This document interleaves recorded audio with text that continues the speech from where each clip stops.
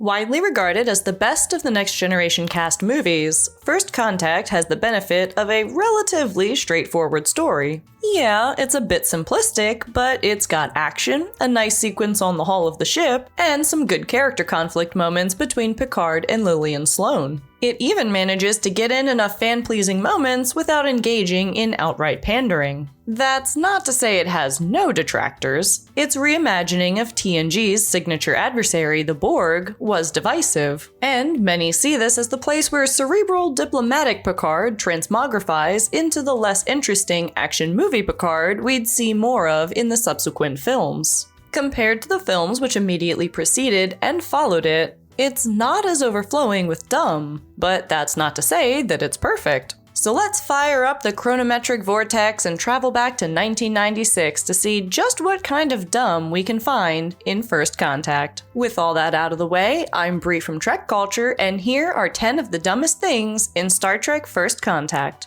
Number 10. Borg car bombs. The Borg ball successfully generates 1.21 gigawatts of chronometric particles to send it back to 1955, or 2063, in order to prevent the titular first contact from occurring, and cause Picard and company to fade away from all their Starfleet class photos. All fine and dandy. So, upon arrival in the past, how did the terrifying Borg go about changing the future? They fire little pew-pews at the planet and cause car bomb-sized explosions. That's it? The big bads of the Milky Way galaxy with technology that can almost instantly adapt to photon torpedoes can't fire a weapon that can take out a small town in one shot? Hell, even assuming the Borg ball is really just a Borg DeLorean time machine with pathetic weapons, they demonstrate that they can beam aboard the Enterprise. So why not beam a drone or 3 down to Big Sky, Montana and assimilate Cochrane and the local yokels? Because that would make sense. Number 9. Let's do the time warp again. Okay, sure. It's believable enough that the Enterprise E can surf the wake of the Borg ball through its wibbly-wobbly, timey-wimey chronometric tunnel back to First Contact Week, but when the adventure ends, there's the little matter of returning to the 24th century. Since when does a Federation starship have the ability to do the chronometric particle dance, not only to blow this 21st century popsicle stand, but to get right back to where they started without under or overshooting? This could have been handled in a throwaway line to the effect that the Borgification of the ship included modifications to let the Borg Queen and her minions get back to the future. But no. In the grand tradition of all of Trek, the fantastic new capability is instantly filed away and forgotten. Maybe it's in that same endless warehouse as in the Lost Ark? Number 8. Crusher character assassination.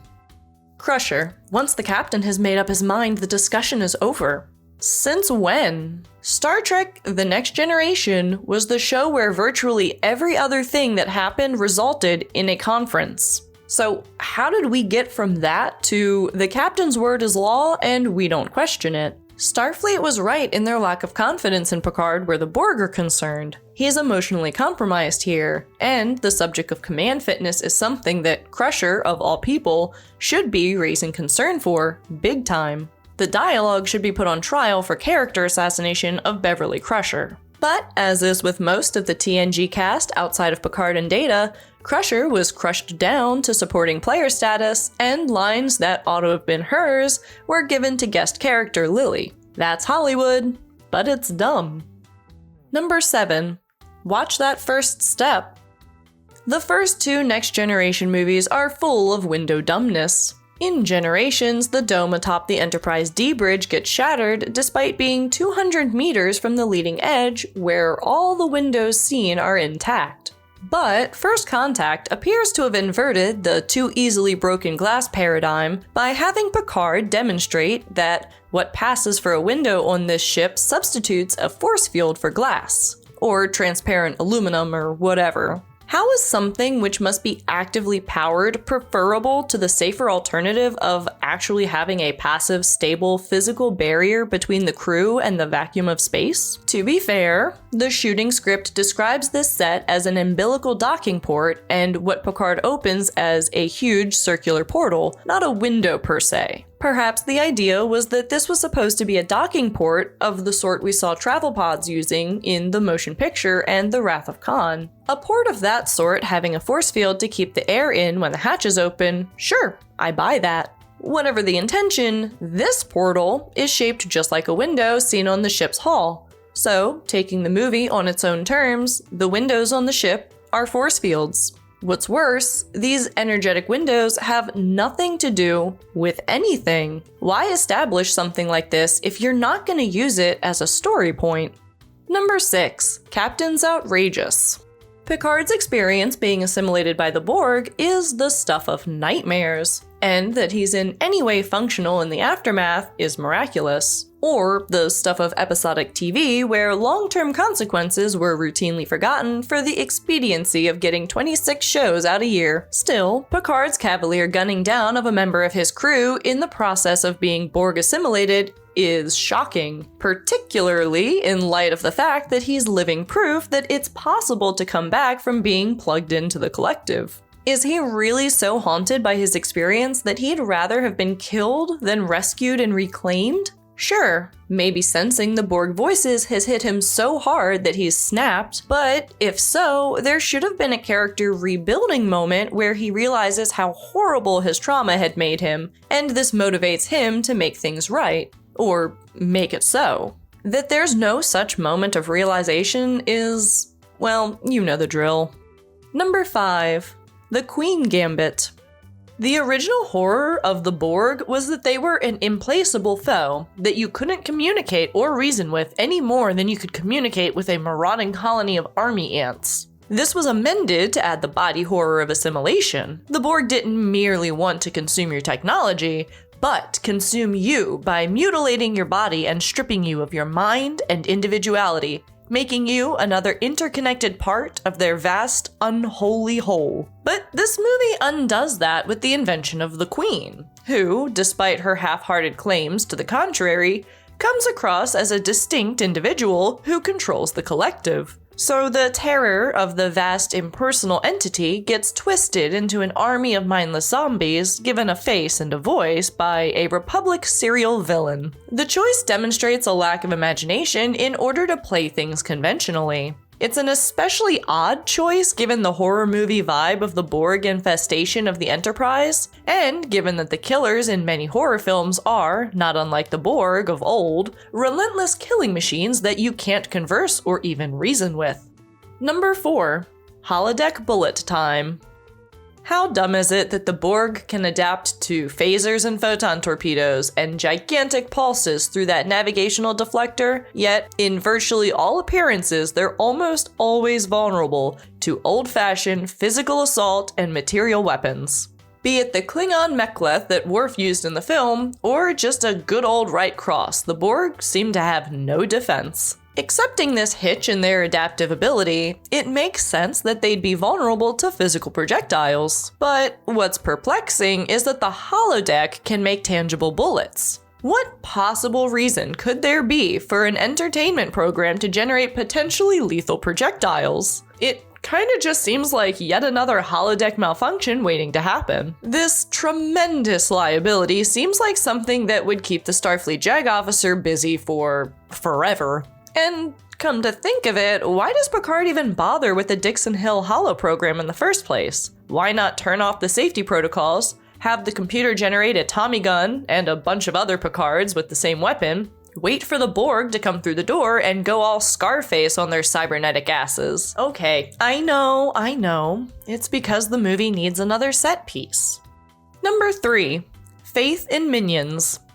At the film's climax, once Data overrides the computer lockouts, the Queen orders him to give her direct computer control. You have to assume he does because, being Borg and all networked, she'd know if he hadn't. With such control, instead of the collective causing the ship to immediately lock onto the Phoenix and fire the weapons, or even ram it, she trusts Data to do it, because she's just that good. And when it turns out that her sexy time with him could not overcome his virtue and he deliberately misses, the collective doesn't just immediately adapt to this circumstance and take action itself. Instead, the Queen screams in outrage and leaves Data time to deliver his punchline before rupturing the plasma coolant and dooming them all. If she hadn't been so busy twirling her cybernetic mustache and paying attention instead of needlessly taunting Picard with, "Watch your futures end," then the Borg might have actually won. No wonder they could never defeat the Federation. Dumb Borg. Number 2, it's just a jump to the left and a step to the right. Since this movie's premiere in 1996, a lot has been said of the Borg's plan to finally defeat Earth via an end run back in time to prevent the titular first contact from occurring.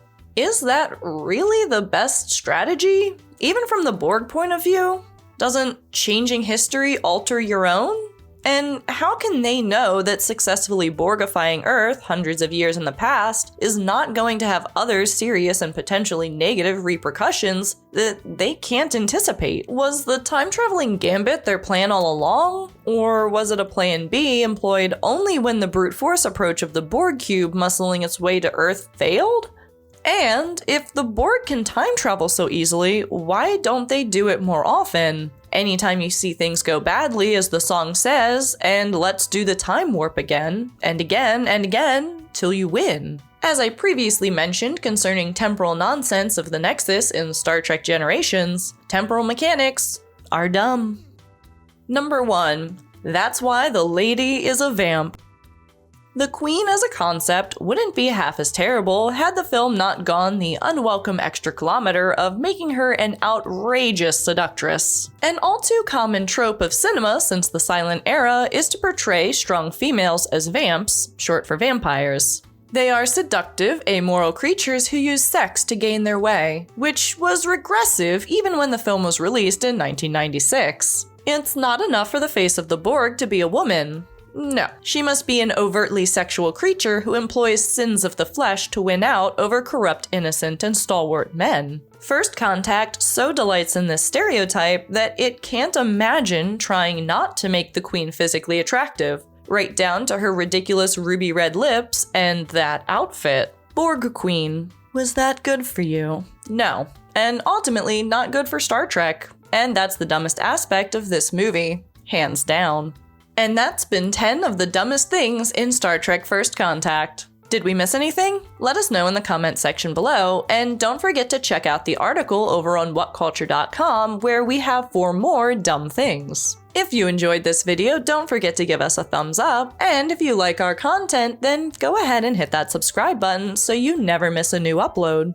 If you want to find us on social media, you can do so by searching TrekCulture on Twitter and Blue Sky, or TrekCulture YT on Instagram. If you want to find me on social media, you can simply do so by searching Trekkie Bree. With all that said, I hope you have a great rest of your day, and don't forget to live long and prosper.